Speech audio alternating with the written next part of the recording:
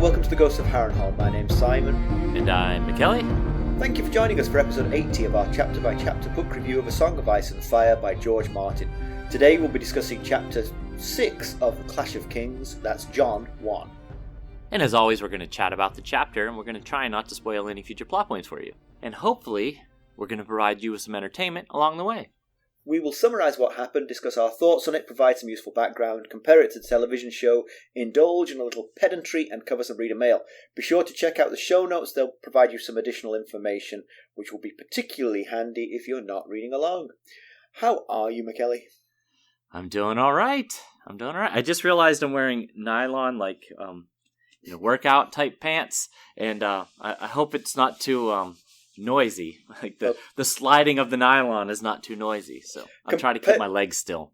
Compared to the creaky fart noises from my chair, we'll be okay. I promise it's my chair. The episode, I think it's whichever episode goes out tomorrow for us, which will be a couple weeks ago for our listeners.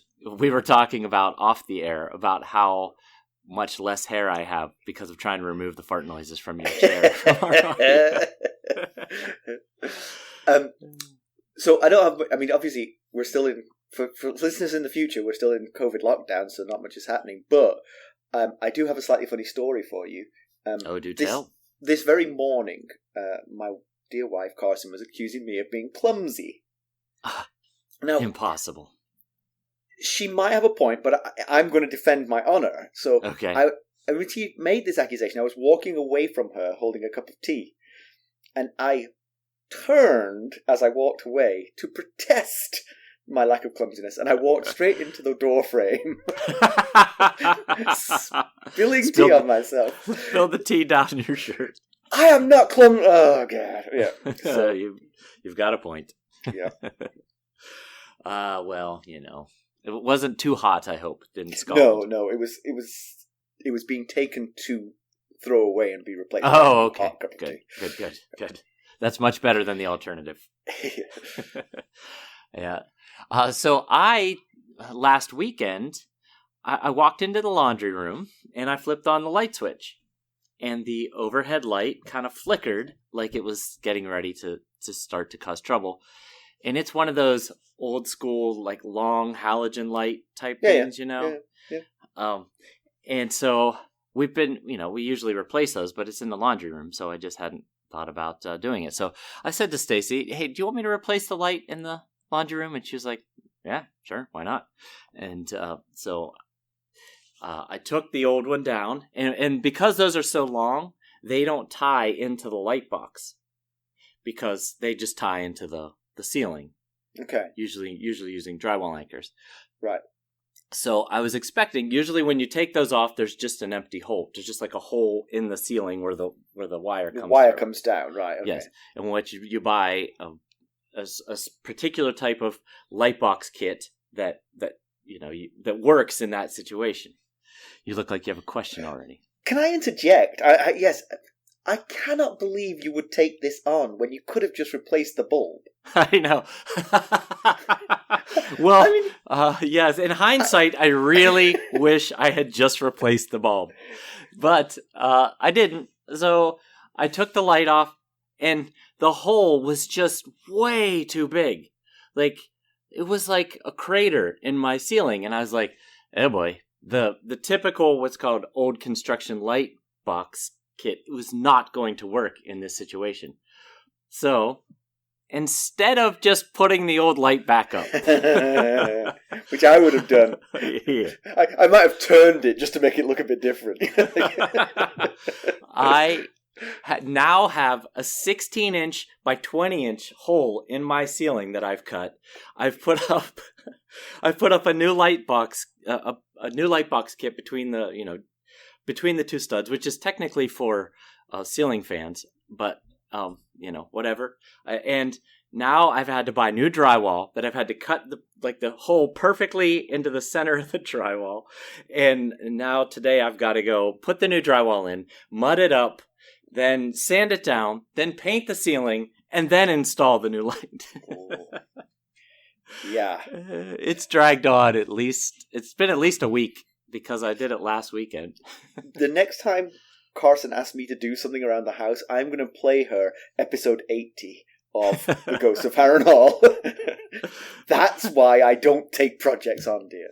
That's right. Well, I'm sorry about that. That's what I'll be doing after we finish here. Well, I'm off for a game of tennis as soon as we finish. Oh, hey, you know what? So am I. Are you really? Stacey and I are going to go. Stacey and Ethan were going to go play tennis, but Ethan is not able to go, so I will be her tennis partner for the day. Wow. So how about that? We're both going to go play tennis. If you want to come down our neck of the woods, we can play doubles, and we can scrupulously avoid touching each other's balls. I will run that past Stacey. I will run that past Stacey, but she's a rather new tennis player, so I don't know that her confidence level is up to playing actual tennis games yet. She might hold you guys back a bit, or feel like she will. Yeah, it would just be a feeling, I'm sure. All right, well, let's get down to business. How did we leave John? Last time we saw John, he was attempting to desert from the Night's Watch, but was returned to Castle Black by his friends. Lord Mormont brusquely sympathised, but has more weighty matters. He plans to take the full force of the Night's Watch north to get to the source of the rising dead and root out this Mance Raider, the king beyond the wall. Okay, Mackelly, why don't we give them the summary of this chapter? All right. Well, John finds Sam Tarley in the library of Castle Black. Tarley had been sent to find maps of the land north of the wall, and he's been gone all night and has missed breakfast. Sam's overwhelmed by the library, which to him is a treasure trove of information containing thousands of books, which John compares to the 100+ at Winterfell. What on the surface looks like a terrible decision does actually make some sense. Mormont intends to keep Castle Black informed of progress via Raven, and Sam can write and knows how to handle the birds. Naturally enough, Sam is dreading the trip. John tries to reassure Sam by noting that 200 men will go from Castle Black, and they'll rendezvous with another 100 from the Shadow Tower, which is a pretty formidable force versus the ragtag wildlings. But Lord Commander Mormont is waiting for the maps, so the boys head through the Worm Walks, which is a series of tunnels under Castle Black that allow for relatively comfortable transit during the worst winters. They emerge in the training yard, where the latest recruits are being pummeled into shape.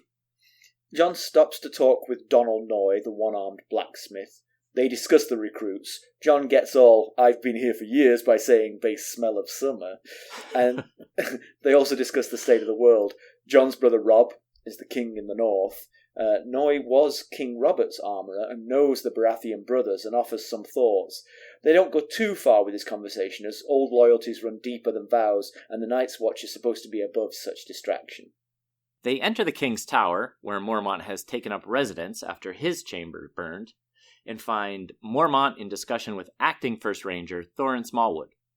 The latter wants command of the Great Ranging, but Mormont dresses him down and dismisses him. Mormont feels a bit aggrieved that Thornwood was suggesting that Old Bear was too old. He asks Sam to reassure him that he isn't, but Sam is tongue-tied in the presence of just about everyone, so Mormont kicks him out too. The Lord Commander then gives John a very detailed rundown on Maester Aemon's ancestry, and John asks why he's telling him all this. Mormont says, "You've something in common, a king for a brother." But John has knuckled down and no longer intends to desert to help Robb. We have something else in common, our vow. We'll be right back.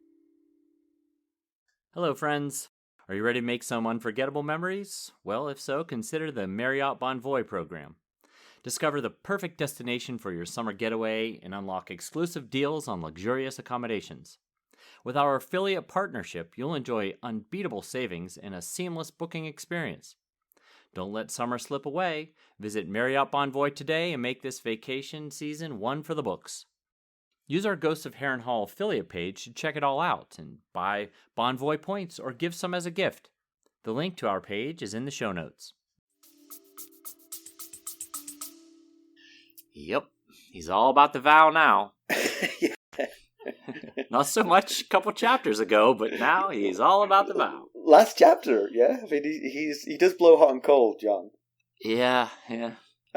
So Sam missed breakfast, which obviously is a bit of a surprise to all of his friends. But John, so some suggested that Sam had deserted, which which doesn't make a certain amount of sense, given that he's about to go on this great ranging, which is pretty terrifying. I mean, like you said, 200 men from Castle Black, that's enough to deal with the ragtag wildlings.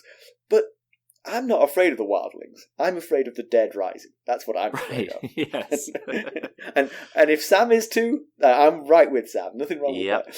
So yes, it is an opportunity where Sam might have deserted, but John makes the point that desertion takes a sort of courage as well, and Sam doesn't even have that. So right, yeah, there was no way Sam would have the courage to desert and then live his life on the run.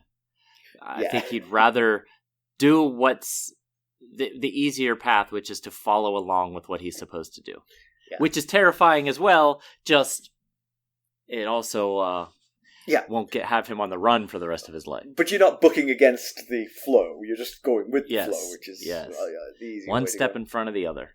Yeah. So one of the books that he's very interested in down in the library is Ranger Redwine's account of the North, which I think he said it's 1,000 years old. Did he? He doesn't specify time, but he says it mentions King Doran Stark. That's right. So it's at least 300 years old because there's a king in the north. That's right. But this account includes giants and children of the forest, both of which are mythical to the current Night's Watch. Yes.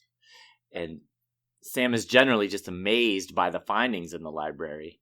Beyond just that book with Ranger Redwine, he finds books with accounts of the language of the children of the forest and scrolls from old Valyria and ancient accounts of seasons. And I'm kind of with them. Those are some seriously valuable works right there. Yeah, it's a strange thing because you would certainly not think of Castle Black and the Night's Watch in general as a seat of learning, but it is an abnormally stable place. Yeah. It's been there for thousands of years and has been maintained and manned and never deserted. So the accumulated wisdom is rich and deep.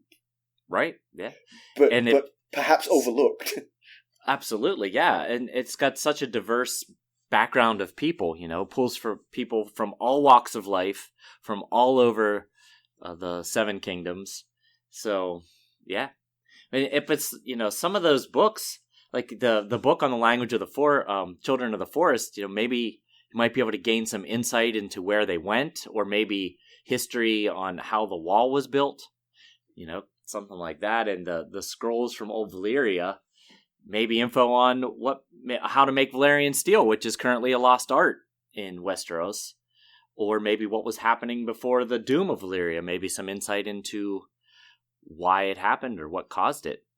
So help me out on that. So the doom of Valyria is some sort of cataclysmic sort of rupturing of the land that led to it being entirely destroyed. Is there some... I mean, from my modern eyes, I would see this as being an earthquake or something like that. Is there some reason to think that it has a more magical provenance? I mean, it's just conjecture. Like, the maesters and stuff just conjecture about what caused it and what it is. But people still don't go near Valyria, even to this day. Right. So they're and those who do, like one of Tywin's younger brothers, went on an expedition to Valyria and has never come back. That's how he's been lost. The suggestion is maybe self-inflicted and ongoing, sort of. Maybe, yeah. Right, people steer clear of it, as far away from it as they can, basically. But one thing I thought of while I was reading this is, Sam's right. This is a treasure trove of lost info. And then I thought, Aemon's been here for 66 years, give or take. Maybe he should have been working on this before he lost his eyesight. There's not a ton of daily maester duties at the Night's Watch on your everyday basis. Maybe he should have been working on categorizing all this or something. That is an interesting point. I think maybe there is sort of medical things that you have to attend to. I mean, if you've got, is Castle Black like 300 men? right now it's a 6 something. I think I have 600, it actually. right. I mean, you'd imagine around 600-ish, yeah. Yeah, if they're sparring with each other and ranging, there'd be quite a few medical things that you have to deal with. But you're right. I mean, true. This is your life. It's not like it's not like you're playing tennis on the weekends. Right. You could go through the library, Yeah. Especially some of these things. If you don't have time to organize them and read through them all, at least try to gather up some of these ones that Sam found in one night and send them to the Citadel for further examination and study. Send copies of them, because one of the things that happens when John is sort of like ham-fisting around down there is he destroys one by clutching it too hard. Yes, very good point. So we mentioned Sam's terrified to go on the ranging, and he thinks that the Brothers of the Night's Watch shouldn't be scared, but John corrects him on that. He says, "No, we're all scared." Right. Yeah. He quotes his father Ned saying that Ned told him there is no shame in fear. What matters is how we face it, which seems like a life lesson that Sam's father Randall Tarley was neglectful in giving to his firstborn and heir. Yes, I would say so. I think his lessons were more around be afraid. Right, yeah, trying to toughen him up by bullying him, thinking that would teach him, beat the fear out of him. Yes, or then at some point, once he decided he was going to cut his losses, to beat the fear into him. Right, yes. Yeah, we've said before that, Sam thinks he's the only one feeling this sense of fear and doubt about things. This happened in the chapter where they found the bodies. He thinks that this makes him weak, but he just doesn't realize that everyone feels fear and doubt. It's just a matter of how you handle it. Yeah. And that reminds me, Stacy's always talking about, she always thinks she's got the worst memory. She clearly hasn't listened to this podcast. Every episode we get examples of why we know she hasn't listened to this podcast. But she always thinks she'll read or hear about something and then she'll go to tell me about it later, and she's like, "Oh, I have the worst memory. I can't remember all the details. I'm so stupid." And I'm like, "No, everyone. If I read it too, I wouldn't be able to remember the details to tell you." So it's just one of those. You think you're the only one in that situation, but really you're not. It's a good point. So, because the ranging is due, several of the other boys have gone into Molestown to do what they call digging for buried treasure, which, if you remember, is that the Molestown brothel is underground. So, digging for buried treasure means visiting there. John and Sam were invited to go. John said, "Do what you want, I took a vow." That's the same Jon Snow who ran away last chapter, exactly. Right? Oh, that's rich, John. That's rich. Not only is it the same John that was deserting just a couple chapters ago, but he's telling this to one of the guys who went and stopped him from deserting. That's right. Maybe John's trying to return the favor. Don't do that. Right. You took a vow. Now, the particular vow he's referring to is the father no children vow, which is not 100% guaranteed they'll be violating that vow. That's true. You'd think that the buried treasures would know how to prevent that kind of thing from happening. Right. So, especially with all these men who have taken such a vow not that far away. Right, exactly, yeah. I mean, neither of us want this to end in issue, yes. Right. But Castle Black is nearly empty as they're walking to the king's tower, because there's the faction that's off in Molestown digging for buried treasure, and the other faction is in the Sept praying to the gods. And John wonders who feels better afterward, which I thought was an interesting line there. Uh-huh. But he also thinks that the new gods won't help beyond the wall, but that his gods, the old gods, will be there waiting for him. Right. And of course, to a certain extent, Sam has also accepted the old gods. He took his vows in the sight of the old gods rather than the new. For basically the same thinking here. The new gods can't do anything for you north of the wall. Sam thinks they never did anything for me, so... Yes, exactly, yeah. Changed his allegiance. So they finally make it. They're walking through these worm walks, which are tunnels that link the buildings, and it's not very, as we mentioned in the summary, it's not very necessary at the moment, but in the winter, when, as John says, the snowdrifts are 40 to 50 feet high, it's really the only way you can get around.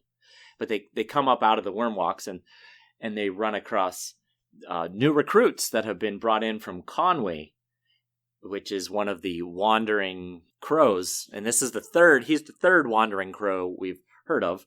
The first obviously being Yoren, who we're very familiar with, and the second being Garen, who was the wandering crow who brought the recruits that forced Sir Alistair Thorne to graduate John in his class to make room for them. Yeah.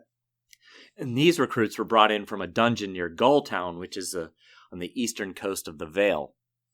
Just a question before you go on. Who did John come north with? Was that Yoren? Yeah. Okay, John came north with Yoren. John and Tyrion. Yeah. He was bringing up some recruits from the Vale as well. So it must be a frequent spot. A frequent hot spot is the Vale. It does feel like, I mean, obviously they don't get great people from these, but they do have a fairly steady supply of men. It feels like a steady trickle. Right. I kind of have some concerns about this steady trickle versus what Mormont's about to do. Well, yes. But I mean, in terms of keeping it staffed at a certain level, it feels like there's enough people coming in that the numbers aren't going down. Yes, as long as they're maintaining, as long as they're not wiping out large sections of their population, they can keep the status quo going. By, for instance, going on a huge ranging north of the wall. Yes. Okay, I see where you're headed. Yeah. I also wonder, just while we're talking about this, if the other castles send their own people out. I mean, we know of these wandering crows, but do the other castles have their own wandering crows? Oh no, I think it's basically centralized because when John's crew graduated, some of them were sent along the wall to other castles, right? Yeah. They were dispersed. Like Darren was dispersed to Eastwatch to be a gourmand. That's right. But then that feels a little bit. It feels a little bit of a waste of time and effort because. Why not have at least one of your wandering crows based in Eastwatch? Because you can sail from there. True. And get to other parts of the kingdom much quicker. And then perhaps you learn that sailing is an option, and so you don't always walk back. It could be because of the what we talked about in the Aria 2 episode, which is actually the episode that I was thinking about earlier when I couldn't think of what episode was going live this week. It's Aria 2. It could be the whole, what we talked about then, about the team building exercise of trudging these folks all together. Right, but when Yoren goes from the wall to King's Landing, he's not team building with anyone. He's just... That's a good point. He could catch a boat out. He's just schlepping across the realm. Yeah.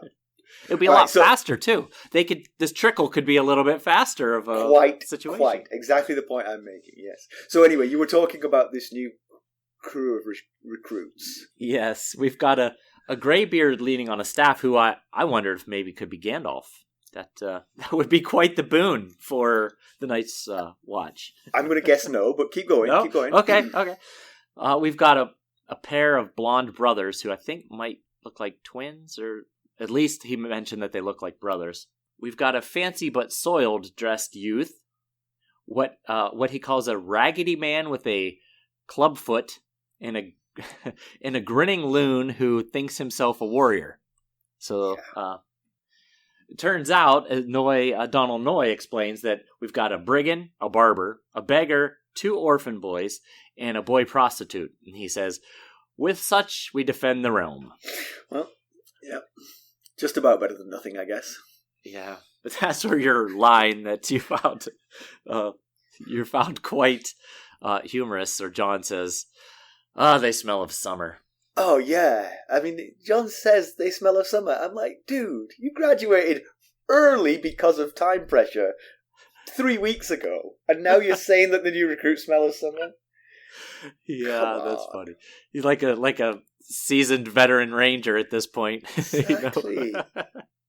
Not so much. And he looks at Sam. He says to Noy, he says, "They'll do." And he looks at Sam with a knowing smile and says, "We did." We did. Have you? We haven't done anything. They haven't done anything yet.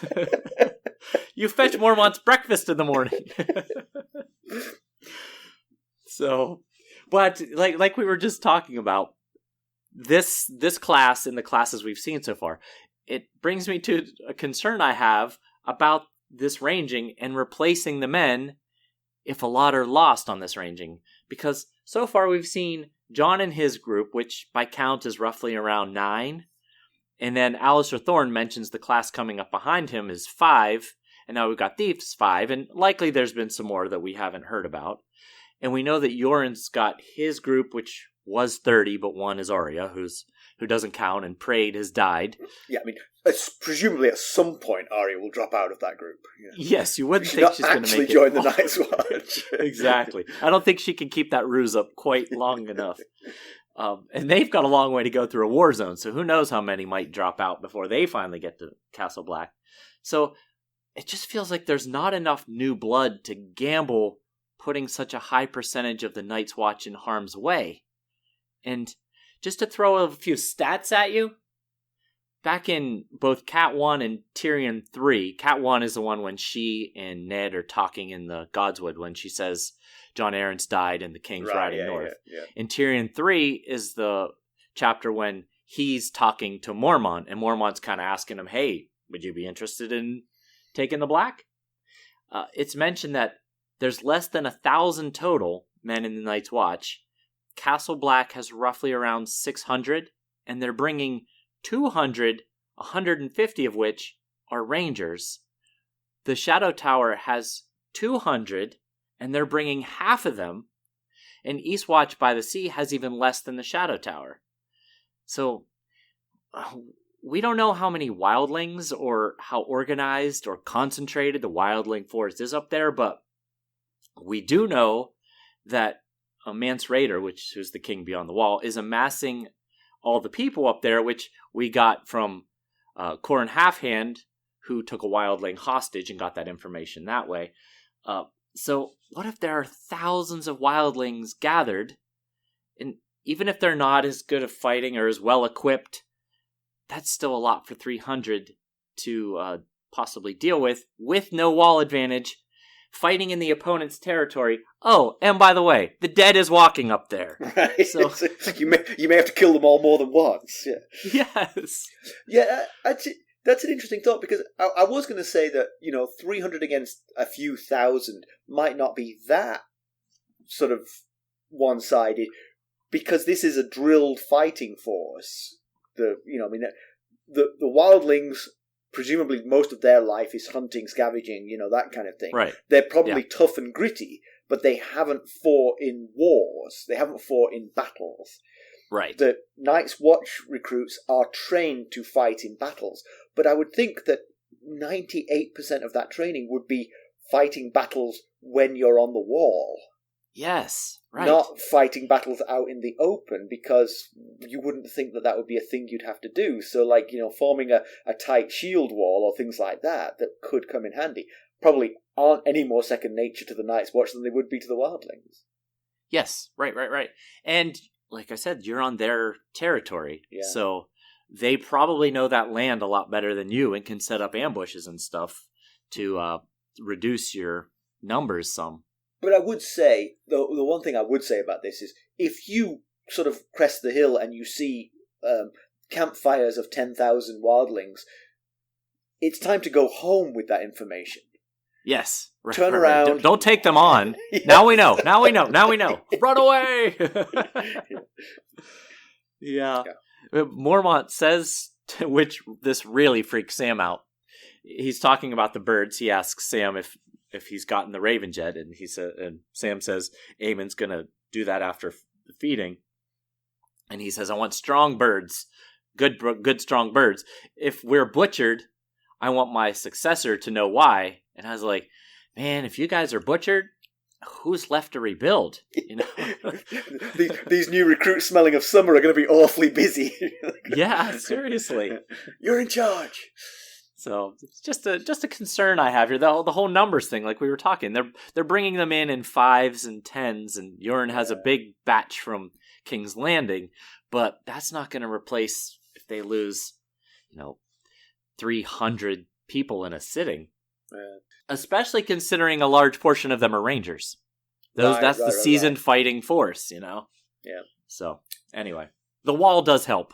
The folks in Castle Black do still have a 700-foot wall to help keep them safe. Right.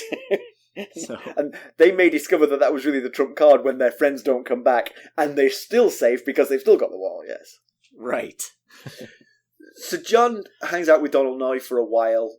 If you remember, he was one of...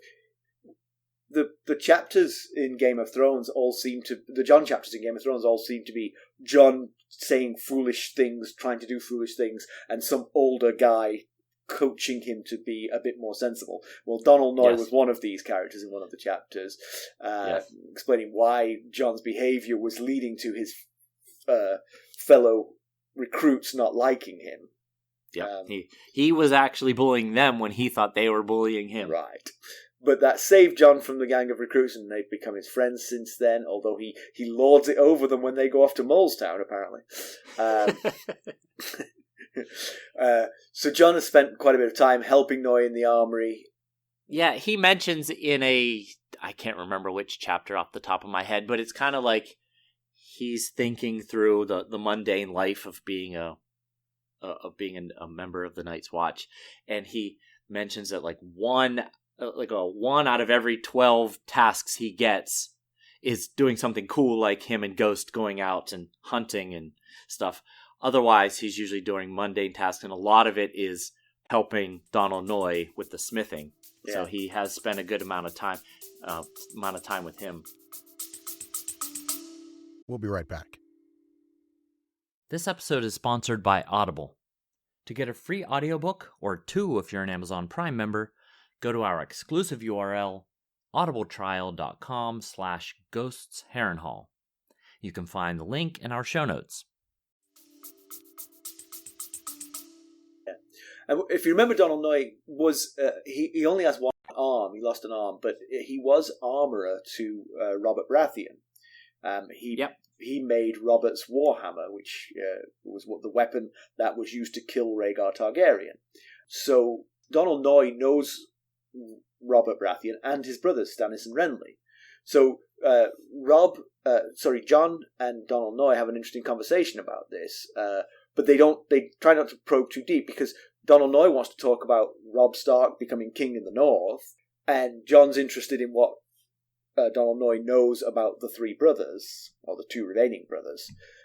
Right. But all these conversations are always a bit uneasy, because you can't afford the Night's Watch to have rivalries, internecine rivalries about previous allegiances. You need to be a unified force. But Noye's insights are pretty powerful here. Yeah. So Noye was smith not only to the 3 Baratheon brothers, but to their father before them, Steffon, who we learned about in the prologue, who died in a shipwreck. Noye says that the crown changes people, so Robb Stark will be changed by becoming king. Robert Baratheon was never the same after he put the crown on, and Crescent in the prologue had the same thoughts about Robert. Yeah, he had similar thoughts about Robert and all 3 brothers. Yeah. He thought that the reason he loved Stannis the most is because Stannis is the one that needed the most love, because he was the rigid, difficult one to get along with. Kind of the similar thoughts. I don't think we've mentioned it yet, but Noye says that Robert was the true steel, and that Stannis was iron. He was hard and brittle and would break before he'd bend, and that Renly was copper. Is pretty to look at, but really not worth much when you get down to it. Yeah, and it kind of sums up the similar thoughts that Crescent had when he was describing them in the prologue. Yeah. There doesn't seem to be much debate on this. This is definitely how they are. Oh yeah. But I wondered when he says that the crown changes people and that Robert was never the same when he put the crown on. I no doubt, I absolutely 100% believe that's true. Even Crescent is seeing a difference in Stannis, since Stannis has, titled himself king, that he said, some of the words he said, that's not you. That's not how you would, that's not the Stannis that I know. But I wondered about Robert, how much of it was the crown and how much of it was losing Lyanna and then his unhappy marriage with Cersei creating what we ended up with Robert. Yeah. I mean, it's definitely there's definitely those two things leading to it. But I think you've made this point before that Lyanna knew that Robert was a womanizer before she knew him, and I don't think she expected to change him. Right. Yes, that's right. When Ned was coming back from the brothel after seeing Baby Barra, he was reminiscing about all this, and his thought went to Lyanna, and a quote she had was something like, Robert would never keep to one bed. So she knew her betrothed was not going to be faithful to her. But I just wondered if he would have ended up the same drunken lazy king, or if he would just been a womanizing lazy king, and maybe not such a, uninvolved drunk in his rulings. But maybe Lyanna's being unfair. I mean, like, the way Robert described his feelings for Lyanna, it felt like he might have set aside his womanizing ways for her. Yeah, possibly. You're right. He was young. I mean, I think he was a teenager. Yeah. So, not to excuse his behavior as being a teenager, but he was not a full-grown man Right. And because he married Cersei and it was loveless, he saw no reason to change his ways. If he'd married Lyanna and it had been a beautiful relationship, he might have seen the reason to change his ways, Yep, absolutely. Yeah. It's just something I wondered about when I read that was, certainly the crown did change him, but I'm guessing his loveless marriage with Cersei didn't help make him be a fuller, better man. Yeah. Either. Just a technical point here that Renly was only around 6 years old when Noy left Storm's End. So that's quite young to have formed this opinion of him. I mean, maybe you keep in touch, maybe you hear how things are going. And I mean, I don't know, 6-year-old boys, you can see something about their character, especially, I mean, obviously we've commented before how people grow up quicker in Game of Thrones, And now, he's from the Stormlands, he's not from the North, so he's not a man grown at 6, but I mean, I think the Baratheons are a little bit more in that direction than some of the Southern Lords. Yeah, maybe, yeah. Although, as Dr. Hondo would have surely pointed out, he wasn't even willing to be certain that Joffrey wouldn't have grown out of his issues. Right. And but the thing is it an issue here? I mean, if he liked colourful clothing and sort of, frivolous things, that's his character, not an issue. You know what I mean? I think that's right. Yeah. He could still have been a perfectly well-adjusted, full-grown man who likes fun stuff, So I felt like it was a little bit premature to be saying Renly is copper and there's not much. He's pretty but not worth much. When he last saw him, he was about 6 years old. So. Yeah. But of course, the other thing is that Renly doesn't remember the siege of Storm's End, which is I think that's something that very much shaped Stannis' character. Oh, yes. Renly was I'm sure he was obviously living the hardship, but he was too young to understand probably how dire the situation was. Right. So the talk of what metal each of these brothers are makes Jon wonder what metal Robb would be. He doesn't actually ask. I mean, I guess one hopes it's something like Valyrian steel, but... Right. he doesn't venture a thought. So they back off the conversation now because they both don't want to talk too much about politics because obviously on some levels here Robb is in rebellion against the Baratheon brothers. Yeah, that's what Jon figures. He figures as Noy is a Baratheon man. He probably feels Joffrey's a true king and Robb's a traitor. Yeah. But Jon would actually be surprised to learn that Robb had somewhat similar feelings about himself when he was trying to decide what to do. Now, this is pre being ordained king of the North. Mm-hmm. This was earlier in that same chapter. He was thinking that Joff is the true heir, and if they sided with Renly to get an ally, that would be treasonous. So, and he thinks if Joff were to die, which Robb intended to see that he did, the throne would go to Tommen, and if not Tommen, then Stannis, but not Renly. So he was thinking his actions were somewhat treasonous. Yeah. If he intended to kill the king, Yeah. So, but then the great Jon Umber decided, hey, I've got a better idea. Let's just make you king of the North. And he was like, oh yeah, forget all that stuff. Yeah. Right. So Sam and Jon make their way up to Mormont's rooms, where he's talking to Thoren Smallwood, who's acting First Ranger. Smallwood thinks that Mormont should stay in Castle Black. He has a point. Yep.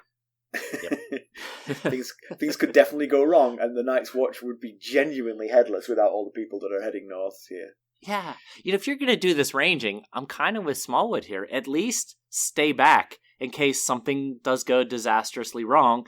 Then at least the proven leader is still in place to make the decisions. Yeah. He goes with them, and he dies. Then everything's out the window. It's complete chaos. I mean, Maester Aemon would be in charge, I guess. I mean, that's the...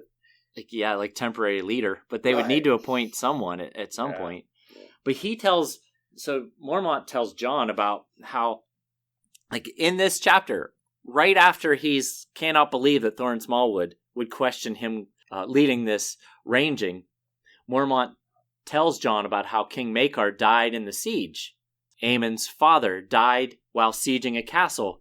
And I thought, maybe, listen to the words that are coming out of your mouth right now.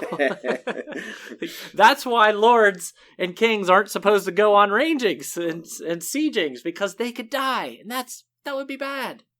Yeah. But I thought it was funny that that Thoren Smallwood said, "I'm first ranger now," with Stark and Riker both missing and dead. It seemed like he just tried to give himself a title.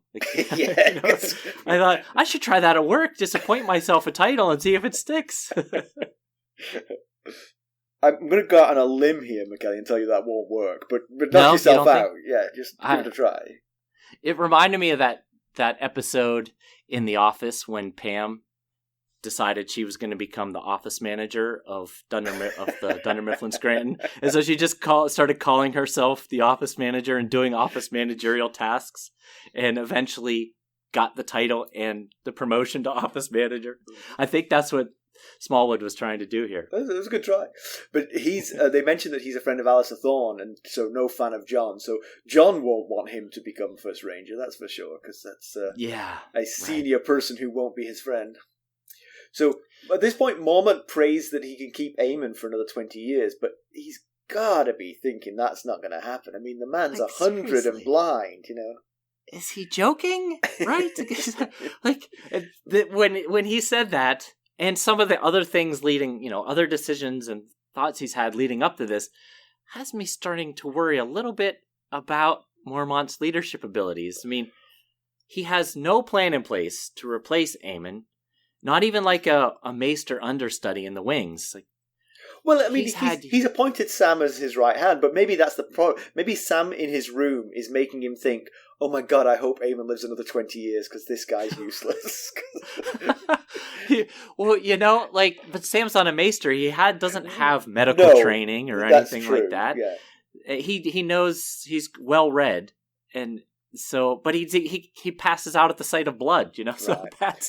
That's not going to go very well the next time there's a serious injury. So then, from the Crescent chapter, we know that sometimes they send one in advance of the death of the aging maester. Yes, that's what I was getting at. Maybe this is coming. Coming? This should have happened 20 years ago. This new maester should be Prince Charles. That's what I was going to say. Is this guy ever going to die? Yeah. I've been 60 years waiting for this job. I'm still sleeping in the kennels. But then he also gave Sir Waymar Royce command of the ranging back in the prologue when Garrett and Will were both seasoned vets, which doesn't show a great deal of foresight into... maybe he just thought nothing would go wrong and that the other two would keep him in check. I don't know, but then the whole taking a third of the Night's Watch and a great deal of the fighting force north of the Wall, not knowing what he's going to be facing, but he does know that there are dead walking around north of the Wall. I'm thinking if he had been in the Godswood in that Bran chapter, he would have let Shaggy Dog sit next to Bran while the kids fought as well. Or let Shaggy Dog join in. Right. Just a little bit of foresight here, man. Come on. But you know what? Maybe they're going to go north, kick posterior successfully, and come back and have a nice quiet winter. That's what I'm hoping for. That's certainly what Mormont's hoping for. Yeah. He just doesn't have a great deal of contingency plans laid out here. So the rest of the chapter is the Aemon history lesson that we covered. So sorry for the slight pre-spoiler in the John 8 chapter of Game of Thrones. Yeah, that was. I guess I just got a little too excited to finally talk about the revelation of who Maester Aemon is. So, but it's fine. Just as a reminder, so he kept his maester's vow and turned down the crown.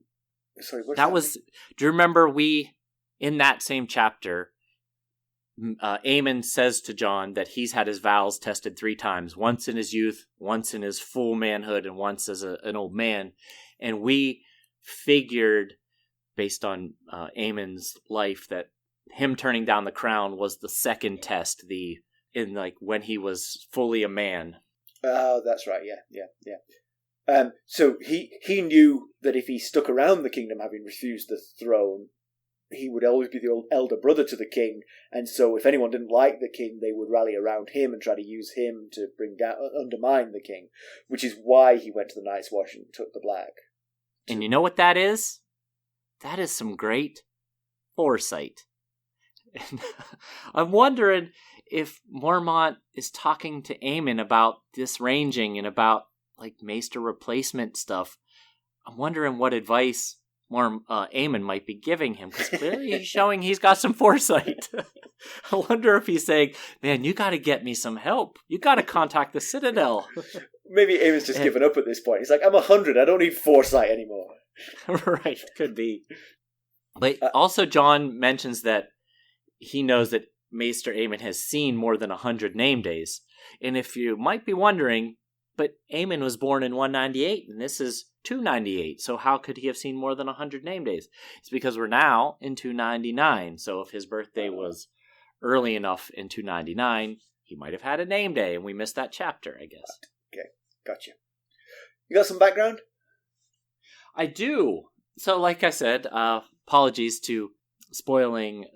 about spoiling some of the Maester It wasn't Aemon a plot background. point, really. Yes, exactly. Yes, you're right. But what I thought we'd do in this background is fill in some of the blanks that Mormont leaves in his story to Jon. So, like Mormont says, Maester Aemon's grandfather was King Daeron II, otherwise known as Daeron the Good. He was the 12th king of the 7 kingdoms. Now, we've talked about him previously on the show, because like Mormont said, he is best known for the peaceful assimilation of Dorne into the realm.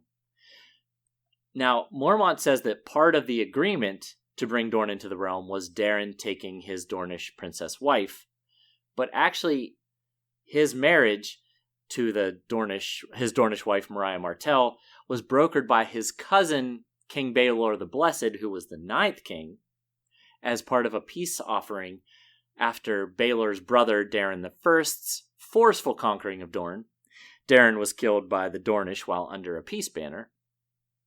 Daeron II worked with his brother-in-law, or as they call him in Westeros, good brother, Meryn Martell, to bring the two sides together. Meryn Martell is the brother of Mariah Martell. Gotcha. Mormont also mentions that King Daeron's heir died in a tourney accident. So the uncle to Aemon and heir to Daeron II was Baelor Breakspear. He died in the tourney at Ashford Meadow, which is featured in the first Dunk and Egg book, The Hedge Knight. And Baelor fought on the side of Duncan the Tall against his brother, King Maekar, and nephew, Aerion, which is Aemon's father and brother, respectively. Now, Baelor was killed by a blow to the head by a mace from his brother, King Maekar. And after King Daeron II died, which was during the Great Spring Sickness, which ravaged King's Landing, his second son, Aerys I, not to be confused with Mad King, became king. And as Mormont said, when King Aerys I died, the crown then went to Daeron's fourth son, Maekar, which is Aemon's father. Okay. But what happened to the third son, you might ask? I do. Well, the third son was named Rhaegal, and he did become Prince of Dragonstone when Aerys I became king. That's usually the position given to the heir presumptive, right? Yes, the heir apparent usually is titled the Prince of Dragonstone. Yeah. But Rhaegal was thought to be meek, mad, and sickly. He had been seen dancing naked through the Red Keep, which, I'm sure a lot of people might be guilty of dancing naked around their own house. I don't know that necessarily makes you those things. When your own house is populated by the whole kingdom, though. Right. But Rhaegal died prior to his older brother by choking on a lamprey pie, of all things. Mm-hmm. And his only son, Aelor, was killed by his twin sister and sister wife, Elora. Mm-hmm. And then Mormont mentions that King Maekar died in battle against an outlaw lord, which we mentioned a little bit earlier. It was during the Peak Uprising. House Peak is a Dornish Marches house that had lost a lot for supporting the Blackfyres during the first two Blackfyre rebellions. And having risen up against the Iron Throne yet again, Maekar himself led the efforts to suppress the rebellion, and it's said that Maekar was crushed by a rock hurled from Starpike, which is the seat of House Peak, during the storming of the castle. And when Aemon, as we know, declined the throne, it passed to his younger brother Aegon, or as we affectionately know him, as Egg, earning King Aegon V the moniker Aegon the Unlikely as the fourth son of a fourth son. There you go. Well, thank you, Mackelly. So, comparison with the television show, this scene is entirely dropped. After Jon's abortive southward escapade, Mormont announced that they were going north, and the next we saw was the Night's Watch heading out through the wall to the north. So, when the second season started, the Night's Watch is already north of the wall. So all of this is unnecessary in the TV show. Okay. Pedantry Corner. Just a thought here. Wouldn't the Rangers need up-to-date maps of north of the wall all the time? Like, just constantly? And wouldn't they be creating them too? I mean, wouldn't that be part of the job of ranging? Absolutely. And I think that I had the same thought because of Mormont saying how old these maps were. And I was thinking about in the prologue how it mentioned that Will had been on hundreds of rangings. And I thought, well, why did nobody make more recent maps? And then I was thinking about the size. If you look at a map of the area north of the wall and just how vast it is, we were talking about in that prologue chapter about how they were 8 days ride out and still not that far. And if you look at a map, the wall only covers maybe half of the width of the area north of the wall because it hangs out into the yes, it widens out into the water.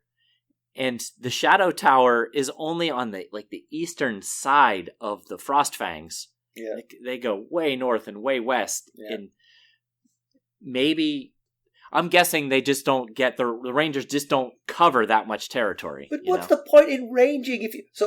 You go ranging, you're like, oh, Mance Raiders gathered a force, it's huge. Where is it? Well, it's kind of that way. You just keep going northwest. You'll find it. Seriously, you need maps. You'll see a big gnarled tree. Turn left at the gnarled tree. It just feels like, I don't know, something's not right. Yes, I agree with you. Yep. And the other one is Jon talking about the new recruit smelling of summer, and the we did line is the one. Like, you did nothing. Maybe in like a few years when you Exactly. really lived Proved yourself. Night's Watch life. Yeah. So Mormont, he's thinking about how much of a coward Sam Tarly appears. And he said he had thought about sending Sam to treat with Renly because Sam's father is, a well-respected member, well-respected lord in the Reach. And he thought, but Renly's not going to listen to a quivering coward or something like that. And he says, I'll send Arnell instead to ask for help. And Jon says, well, what are you asking Renly for? And he says he wants help with men, horses, weapons, and armor. And it just feels like that's a bit of a wasted trip because it's unlikely anyone fighting a war for the Iron Throne is going to send valuables such as horses, weapons, armor, and men to the Night's Watch. And if you were going to ask someone, I would think it would make more sense to have Jon go to Winterfell and ask Bran, because the North has a great deal of men currently in the Riverlands, so maybe there is a surplus of food and clothing at the moment. But then the issue is that the Northmen in the Riverlands should be in the North tending to their crops, especially now that winter is coming. So I thought maybe Mormont could offer to send some men to tend to the crops in exchange for some of these valuables that they're just trying to ask for.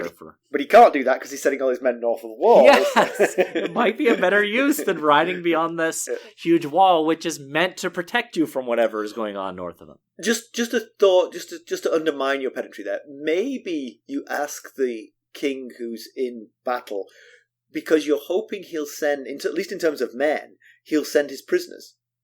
If they get into battles and they take prisoners, that's a really good way to get rid of your prisoners. Yeah. You don't have to feed them anymore, and you seem like you're doing a kingly thing by helping the Night's Watch. Just a thought.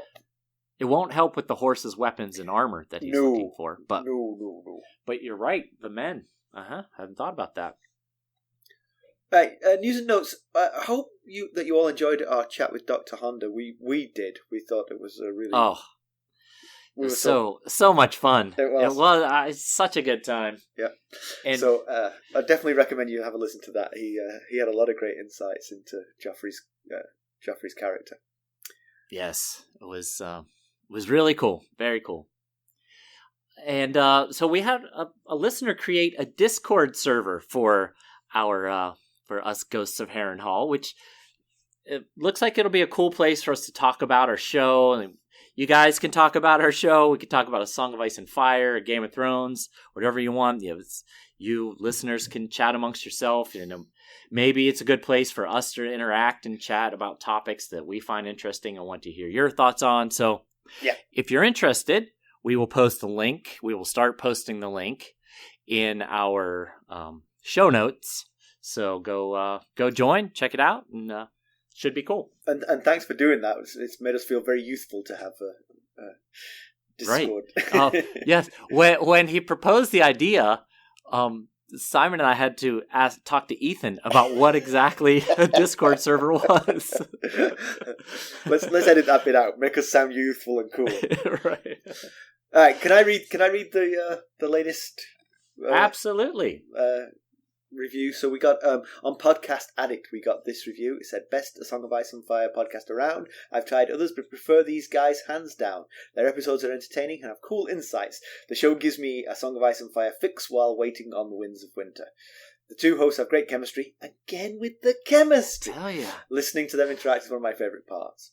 Oh, and I've got a news and notes here which I kind of liked. Bella Ramsey, who is an actress. She plays a character that hasn't yet come up in the books, but I'm going to mention this character. She's just a character, don't worry. She plays Lyanna Mormont, who is Lord Commander Mormont's niece. So she's going to play Ellie in The Last of Us. HBO is making The Last of Us, which is a video game, which I do know. I am youthful in some ways, and I played this video game. And the other character in The Last of Us is a guy called Joel, and that's going to be played by Pedro Pascal, who plays another character that hasn't yet come up in the books, but Oberyn Martell, who's the younger brother of the Prince of Dawn. Wow. Both Game of Thrones alumni will be the Last of Us. And very cool Game of Thrones ties there. Yeah. And you know this because you've watched the show, but apologies to anyone who hasn't watched the show. Bella Ramsey is a child, and she stole every single scene she was in from the moment she joined the TV show. She was great. Absolutely outstanding. So I'm really glad that she's going to do that. It makes me want to watch The Last of Us when it comes to TV. Yeah, absolutely. Yeah, that should be pretty cool. Yeah. All right, let's conclude. So Sam apparently likes books. Yeah. And the Night's Watch apparently has quite the amazing collection of works. If you can just survive this ill-advised ranging north of the wall, things are looking up for Sam. Yeah. We didn't mention this actually, but John's hand is healing. We have to keep an eye on that because he did burn his hand pretty badly when he was fighting the undead. But they check on it in this episode, and he's doing exercises to keep it supple. Yeah, which is good. They also mentioned the hand that Sir Alistair Thorne. We didn't mention that. That he's taken. He's taking Other's hand, who after he turned into a white, he's taking it to Joffrey to hopefully be like, see what we're dealing with here? We need help. You know what? It might work. I think Joffrey might go, oh, God, this is real. I need to send some troops to the wall. But one thing I know for sure is Joffrey Baratheon is keeping that hand. Oh, yes. He's going to scare the daylights out of Sansa with it. Tyrion, you have been displaced. I have a new Hand of the King. Oh, the Hand of the King jokes that he's going to come up with this hand. Exactly. Mormont is clearly not thrilled by the quality of his lieutenants. Sorry. Or lieutenants. No, lieutenants, yeah. They are clearly not up to snuff. But then again, they are advising him not to do this ill-advised trip to the north. So they may be the ones who've got the... I'm not sure I trust my Lord Commander anymore. Yes. And when Thoren Smallwood refers to himself as First Ranger, after he leaves, Mormont says, First Ranger, and he points to Sam and said, rather point you, First Ranger. So that's as low as it goes. He's not all that thrilled with Smallwood, apparently. No. Sam has got to learn to gird his loins. I mean, sure, he's a nervous character, but when Mormont talks to you, you talk back. Don't sit there. Yeah. I mean, you're never going to impress him as the replacement for Maester Aemon if you can't speak to him. That's for sure. He stands there with his mouth agape, and Mormont tells a story about how his mother told him, when you stand around like that, a weasel's going to crawl into your mouth and make a home. So, yeah. We get some... That sounds like they breed them tough on Bear Island right there. By the way. I guess so. Yeah, at least it wasn't a bear that was going to crawl into his mouth. And we get some more cool information about Maester Aemon's life and history, and more Targaryen history. So that was cool in this chapter. But then we just get back to Mormont taking a huge gamble by leading such a high percentage of the Night's Watch out on this ranging. And you just got to wonder if the benefits outweigh the risks. Yeah. We'll see. Yeah, I mean, they could find Benjen. They could find Benjen and be like, hey, this was successful. We didn't lose any men, and we found Benjen Stark. Or we could discover why he and Sir Waymar are missing. But they could also do that and still lose a third of the already dwindling Night's Watch when winter is coming and they know dead are walking. Benjen could arrive back at the wall the day after this force goes north by himself. Right. You know. Yes. There's no way to know. So John is obviously affected by Rob's elevation to being king, but it feels like his vow-breaking phase is over. And this was a whole chapter where John didn't do anything stupid, so that was impressive. He was a little rich with the "they smell of summer," but nothing overtly stupid. He's still a teenage boy, Yeah. As ever, you can reach us at ghost.harrenhall@gmail.com, and you can follow us on Twitter at ghostsharrenhall. We're on Facebook, Instagram, and YouTube, and now on Discord. That's right. And if you wouldn't mind going out and leaving us a 5-star rate and/or a fantastic review, we certainly would appreciate that. And hey, we might read your review. And read it out. Yes, exactly. All right. Thanks for listening. Thanks. Bye. Bye.